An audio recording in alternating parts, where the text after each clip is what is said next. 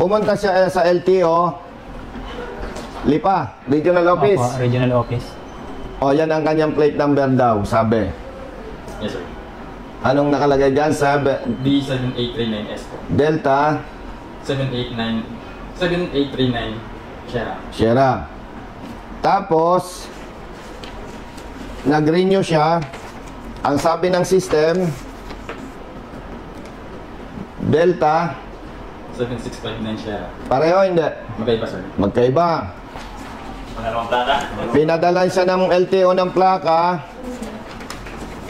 Eto. Oh, kapareho ba niyan dalawang plaka? Iba din, sir. Iba din. Nag-verify siya sa system, sa email. Sa LTO tracker po. Tracker. Ang sabi ng certification ng LTO, ito ang plaka mo. Oh. Pareho ba? Iba din, sir. Iba din. Ilan na? Apat na, sir. Apat na. O ito, paano ka nakakuha nito? Sa email. Opo, nandito yan sir. Hindi lang sir nag-send eh. Oo. Nasa Gmail ko ho yan. Sa Gmail niya, ang in-email sa may akin. iba na naman siyang plaka. Inaksyonan ni Colonel Busita ang dulog ng isang rider dahil masyadong masalimuot ang pinagdaanan nito para asikasuhin ang papeles ng kanyang motorsiklo. Dahil mantakin nyo naman mga idol, iisang motorsiklo, 5 na magkakaibang plaka o plate number ang na-issue. Pag hindi ka ba naman na-stress o sumakit ang ulo mo sa ganitong klaseng sistema ang nangyari sa'yo. Kaya tara, sabay-sabay nating panoorin ang pakikipagdebate ni Colonel Busita sa isang hepe ng LTO regarding dito. Pero bago yun, huwag nyo kalimutan mag-subscribe. Alright. Sige, patawag. Liga. Chief, good morning. Ikaw ang chief ngayon?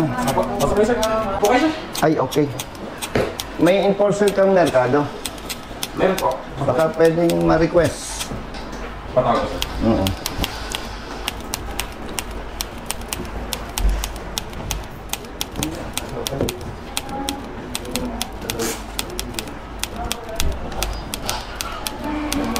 Sir, pasok.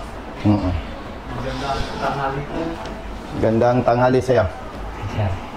Chief. Tanggalin ko lang yung guantes ko. Chief, ang Certificate of Registration niya, July 2021. Wala pang plaka. Kaya, kalimutan mo muna ito, Hepe, para hindi ka malito. Dito muna tayo sa rehistro at saka sa ticket. Nagrehistro siya noong June. Yes, sir. Okay? June. Apo. Ang note, September magre-renew siya. Ang ending ng plaka niya, 9. Tama ba? Ay, ang tanong ko sa'yo, base dito, expired siya, hindi? Kung titingnan, sir, natin, sir, expired na, sir, to. Bakit? Dapat, sir, magre-register siya sa route ngayong September. Bakit? Kasi, sir, ang advance renewal, sir, natin, sir, 2 months lang.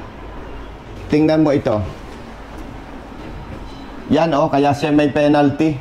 120. Ibig sabihin, sa pamamagitan nito, inabsulto na siya. Tama ba ako? Yes, sir. Kaya siya may penalty. O sige, kalimutan na natin yon. Dahil nag-penalty siya, kalimutan natin yung January 2024 to June 2025. Nag-penalty siya eh. Apo. Okay. Now, nagbayad siya good for 1 year. No, sir. Kaya, Hindi, yung 240 para saan yan? yan, sir, yan, sir. Ang use, sir, ng motor, sir, na for the whole year, sir. Oh, for the whole year. Yes, sir. Kaya lang, sir, nag-register siya, sir, June. Ang platan, sir, na napasayin sa kanya 9. So, dapat, sir, ng September, sir, nagpa-register siya ulit. Ang problema dyan, Hepe, sistema ninyo. Hindi siya nakapag-renew ng June 2024. Apa. Okay. Nag-renew siya June 2025. Apa. Okay. Yung kanyang sablay, pinanagutan na niya eh. Apa. Nag-penalty na po siya. May penalty siya. Apa. Okay. Now, nag-renew siya ng June. Tama? Yes, po. Ang siningil nyo, 240. Yes, po. Di ba? Tama po. Hindi kayo nag-adjust. Ang problema dyan, ang usual payment or renewal is good for 1 year. Yes, po. Pahingin papel, tsaka ballpen. Ano, sir? Dito na lang ako magsusulat. Kaya lang, sir. So, June siya 2025. Nag-renew ano? Apo. Okay. Ang ending niya ay 9. Apo. Dapat siningil siya ng LTO ng June 2025 hanggang September 2025. Kasi ang ending niya 9. Apo. Kung nag-release na sana, sir, siya ng June. Hindi. Kaya gusto ko na, sir, sana malaman, sir, kung kailan, sir, na nag-appear siya sa system, sir, yung plaka niya. Kasi, sir, sana, kung halimbawa, sir, bumalik siya, sir, ng June 2024, at yung plaka, sir, na yun ay available na, sir, sana, sir, yan, pwede naman, sir, na nag-additional na lang siya, sir, ng time na yun, ng 1/4. Nung nag-renew siya ng June, nakita sa system, ang ending niya 9. Apo. O ipagpalagay, brother, hepe. Apo. Ngayon ay June. Apo. Ako yung rider. Nagre-renew ako. Okay? Apo. Sabi mo, sir, 2024 hindi ka nag-renew. Kaya ikaw, sir, magkakaroon ng penalty. Sabi ko, okay lang, sir. Okay. Siningil mo ako. Apo. Nakita mo, ang ending ay 9. Ang gustong sabihin niyan, every September ako magre-renew. Yes po, dapat po. Tama? Apo. Now, siningilan mo ko ng 240 para sa 1 year. Apo. Bakit sa halip na ang gagawin mo, ang adjustment, June 2025 to September 2025, then sisingilan mo ko from here, September 2025 to September 2026. Yes, sir. Same, sir, yung collection, sir, noon. Gawa, sir, ng... Yung system naman, sir, natin, sir, nag-auto-collect po yan. Ang MBUC, sir, natin ng motor, sir. 1 year, sir, yan. Halimbawa, sir, nag-register ka, sir, ng kaya, sir, June, September, sir. O, sige. 240 din, sir, yung ikakollect noon. Kinolektahan mo ko ng 240. Yes po. Para sa renewal ko yan. Apo. Tama? Yes po. Good for 1 year. Ang tanong ko, bakit after 3 months gusto mo mag-renew uli ako? Actually, sir, yan, sir, ay ano, minsan, sir, pag kami, sir, nag-evaluate, sir, dyan. Halimbawa, sir, ito, June na po ngayon. Tapos, sir, ang expire, sir, ay September. Minsan, sir, in-advise lang, sir, yung client. Sir, kung gusto Hindi, mo, hindi yun eh, brother. Hindi yun eh. Hindi ang expiration yan ay September. Kaya nga, nililinaw ko sa iyo eh. June 2024, hindi siya nakapag-renew. Nag-renew siya June 2025. Kaya siya may penalty. Tapos mali ang system na in-apply ninyo. Na siya ay nag-renew ng June, sinasabi ng inyong system, September magre-renew uli. Eh di bayad uli siya sa emission testing. Bayad uli siya sa insurance. Tapos, yung MBUC, bayad uli siya. actually, sir, based dun, sir, sa ano ha? Saan? Ito, sir, sa our percentage, sir. Kasi, sir, kung makikita, sir, natin, sir, huling register niya, sir, ay dapat, sir, nag-register siya ng June 2024. Tapos, sir, ang huling register niya, sir, June 2025 na. Dapat, sir, ang inulit na sana, sir, dito, sir, dalawang to, 480 dapat. 480. Okay, tama. MBUC niya, sir, ng 2024, June 2024, at saka, sir, MBUC niya, sir, ng June 2025. Tama. So, dapat, sir, yung collection, Dapat. sir, 480, plus penalty, sir, na 120. Oo. Tapos, dapat, ang tama, sir, to, nag-collect, sir, dapat, sir, ng 1/4 na additional. Kung titingnan natin, hindi kasalanan ng katulad niya eh. O anong gagawin natin? Gusto mo bang imongkahi sa LTO chief? Mag-seminar ako sa mga tao ninyo o ikaw magsa-seminar sa mga tao ninyo? Mali ang collection, brother, ng MBUC. Kulang. Kaya dapat yan, dahil siya naman ay late registration, nag-expire siya, dapat ini-adjust yan hanggang September base sa ending ng plate number. Dalawang system ninyo, ano, Hepe? Yes, sir. LTMS saka Stratcom, no? Yes, po. Kaya ang gulo, no? Tama? Hindi magtama. O, ang nasasacrifice, Hepe, motorista. Kung ikaw yung ordinaryong manggagawa, nag-renew ka ng June, paano iisipin mo na babalik ka ng after 3 months? So ano dapat gagawin dyan? Ini-adjust dapat ng tao ninyo yung collection sa MBUC. Maliban doon sa penalty. Yung previous sir na OR niya, LTMS. Oh. So napansin siguro sir na ating empleyado sir, 2024 sir yung late. Hindi niya sir napansin na yung temporary sir is 6. Oh, yes. Dapat nag-register pa rin na yung tao ng June 2024. Oh. So nang nilipat sir sa Stratcom sir, in-adjust to ng ating site support. So, Base doon sa lumabas na plaka. Base dun sir sa year sir kung kailan na-register yung sasakyan. Oo. So hindi niya sir napansin sir na yung temporary ay 6. So Tama. nangyari sir dito sir, in-evaluate sir sa Stratcom na kinonsider sir nila, nakakala nila, registrado na, gawa sir ng 2024. Hindi sir nila napansin na January ito nirehistro. June po yung temporary. So nang ginawa sir ng June, sa Stratcom sir, ang kinolect sir nila 1 year lang. So tama naman to, kaya lang hindi nila napansin na dapat nag-register to ng June. Hindi ito may tuturing na nung June, nag-a-advance siya ng rehistro dahil may sinasabi kang palisiya, kung expired ko ay November, October, pwede na ako mag-advance registration. Tama? Kapag ano sir? Pero yung sinasabi ninyong SOP na yon hindi applicable dyan sa sitwasyon na yan. Yes sir, kasi sir, June sir nag-renew, September naman yung plaka niya. O kaya nga. So hindi siya pasok sa advance renewal. Kaya nga, hindi siya covered ng polisiya na yon. Yes sir. Kaya dapat dyan, kinolektahan siya ng MBUC, tatama sa September. Plus yung penalty nung nakaraang taon. Yes sir. Ang mali talaga sir yung collection. Ang tama talaga sir dito ay dalawang MBUC sir na 240, penalty na 120, tsaka sir additional na 140. Kasi sir, itatama sir natin from temporary sir na June, 9 po yung plaka. So may additional sir tayo na 140. Kaya dapat adjusted. I-adjust natin sir. Dapat na. Di ba? Parang balik na September na. Tama, di ba? Tama sir. O so very clear, nagkakaintindihan tayo. Yung magulong sistema ng LTMS at Stratcom plus yung tao ninyo nalito. Nalito na yun. Oh. 2025, akala niya, registrado, hindi niya napansin. O malinaw? O paano ngayon gagawin nyo? Nasa inyo na ang bola niyan. Dahil may LTMS, may Stratcom. Kaya nahilo na yung tao ni Hepe. Akala nung tao ni Hepe, Registrado siya ng 2024. Hindi niya napansin. Temporary. oo. Kaya ang naging treatment dito, nagre-renew siya advance, pero hindi applicable sa kanya yon. Tama ba? Tama sir. Oo. Dahil nung nag-renew siya ng June, pagkita sa system, ang ending ng plate ay 9. Kaya dapat kukolektahin siya ng MBUC, tatama doon sa September. Tama? Additional po. Para ang renewal date niya, September 2026. Tama? O, yan ang sinasabi ko sa inyo. Ang problema nito, Hepe, paano kung ang rider hindi nagkonsulta sa amin?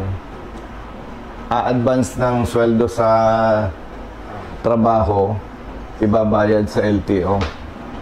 Yun ang problema doon. Actually sir, lahat naman sir ng huli sir natin, kaya sir nahuli siya. Yan naman sir, madala naman sa certificator natin. Ay pagpalagay natin na hindi naman tayo nangahamag ng kapwa, vendor, nga lang, walang alam. Pagpunta dyan, ang multa 12,000.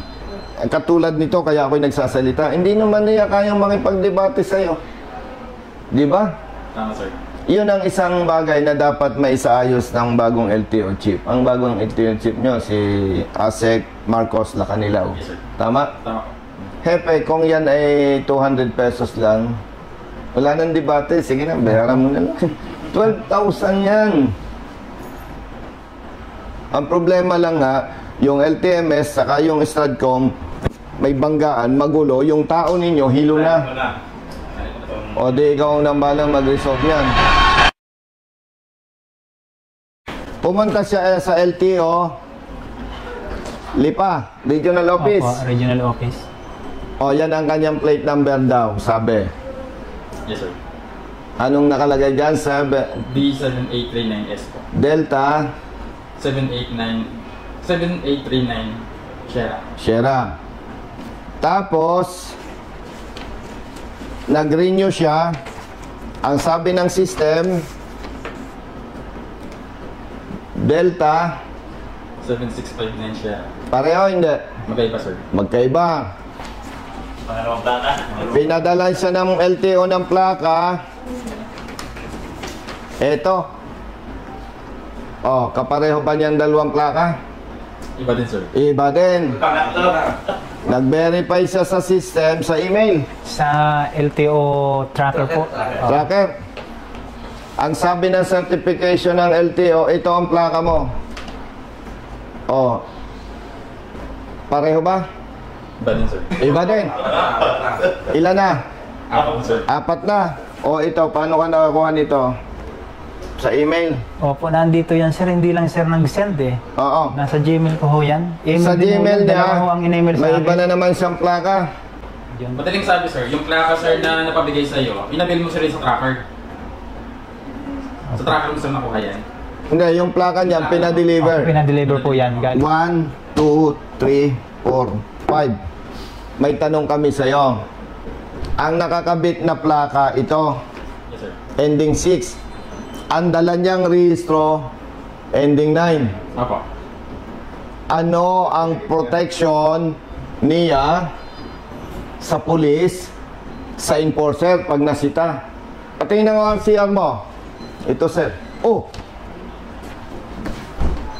Hindi naman tama sa plaka mo. Mga ngatwiran to. Tatanggapin ng pulis. Real talk. Hindi, sir. Oh, tatanggapin na enforcer? Hindi rin po. Hindi. Anong protection? Kahanapan ng certificate. Tama ba? O sige, hahanapan ng certification. Ito sir, certification. Nasaan ang certification nito? Wala. Wala po. Yan po Oh. ang binigay. Mali. Pero ito galing sa LTO.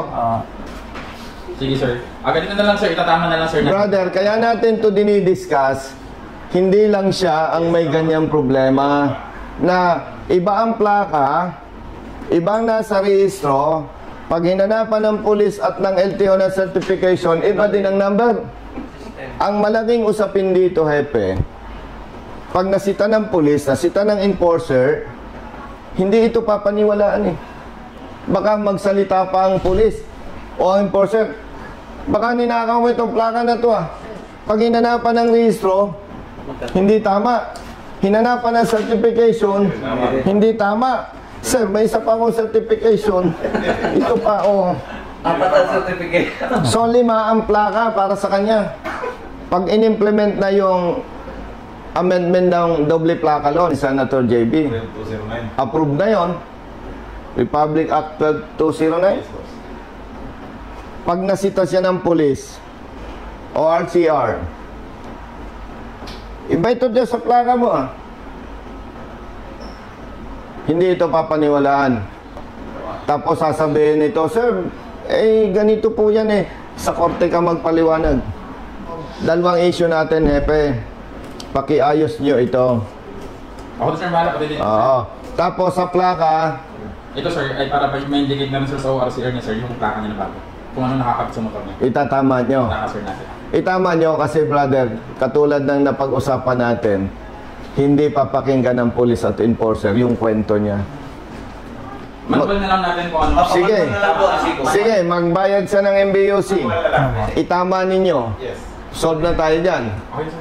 Tapos ang magiging plaka na niya, Ito na, sir. Susundin natin. ito na. Yung hawak Tapos lalabasan niya ng OR. Yes po. Tapos, I-reflect ninyo itong plakang ito. yes, sir. Thank you. Yes, sir, bahala, sir. Yes, sir. Iwanan ko na lang siya dito. Sige, sir.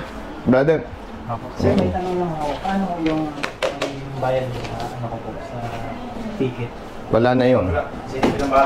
Sepe ng bala dyan. Kasi po, wala po akong pang... Hindi ka na magmumulta dyan ng 12. Mag-a-adjust lang sa MBUC, ano? Itatama yan. Okay? Okay. Hindi na, sir. Ito na pagsabi. Okay lang at may lakad pa kami. 1 hour later. Ito yung pinag-usapan namin, Brother Matt, ng chief na nagkamali ng pagkwenta yung staff nila na kaya naman pala nagkamali. Merong dalawang system na ginagamit ang LTO, yung LTMS, latest, at yung luma na Stratcom. At ang maganda lang doon, inamin nung kanilang hepe na nagkamali yung kanilang tao dahil nga may dalawang system na ginagamit. So ang binayaran mo 240. Opo. At nandito na Brother Matt sa kanyang rehistro. Yes po. Yung kanyang plaka. Na nakakabit na kayo po. Oo, kasi nahihirapan siya. Bago natin siya tinulungan, may plakang natanggap siya.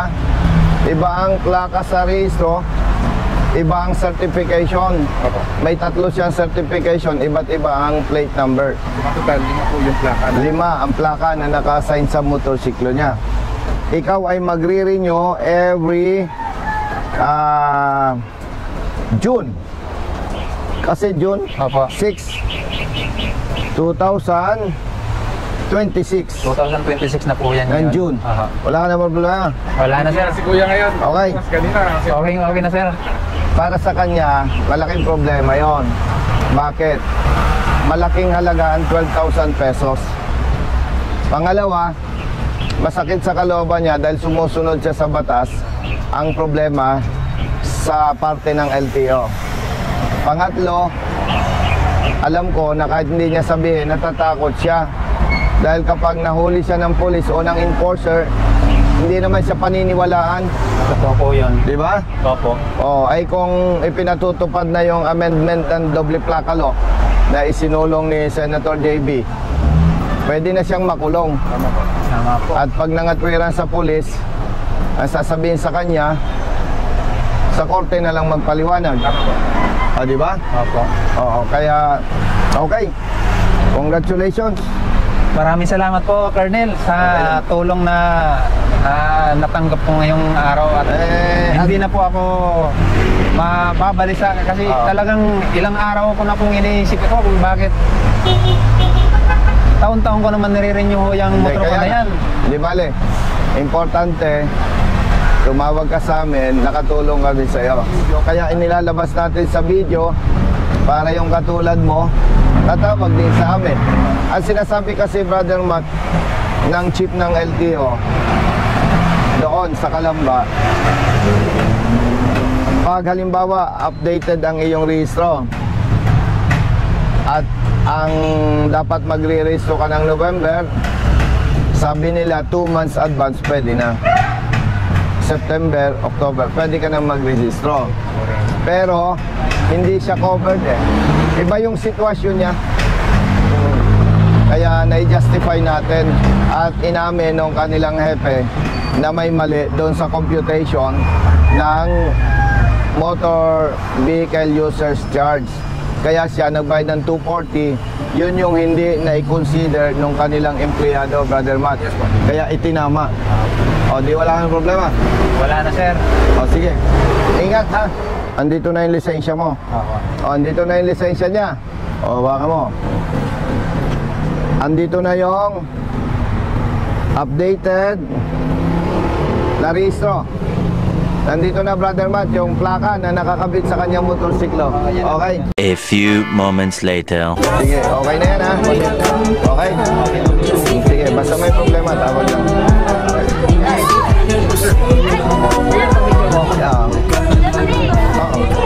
Nasaan? Kami muna. Bunso, harap ka, Bunso.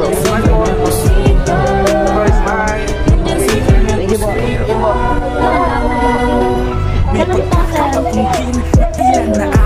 Pero ko lang po muna sila makita. Bunso, dito. Bunso, sinong nag-away sa'yo? Sinong nag-away sa'yo? Harap tayo doon. Thank you. Thank you. Ito muna. Ladies first.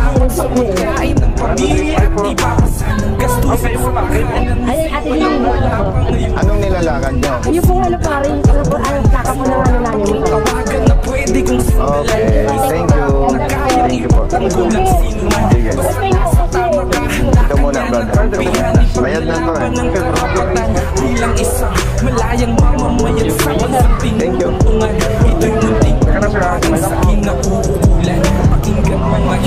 Thank you. Thank you.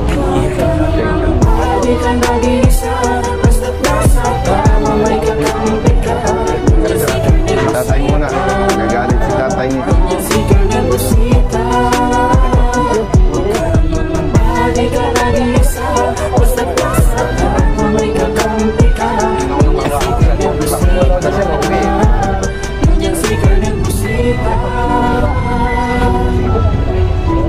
My brother.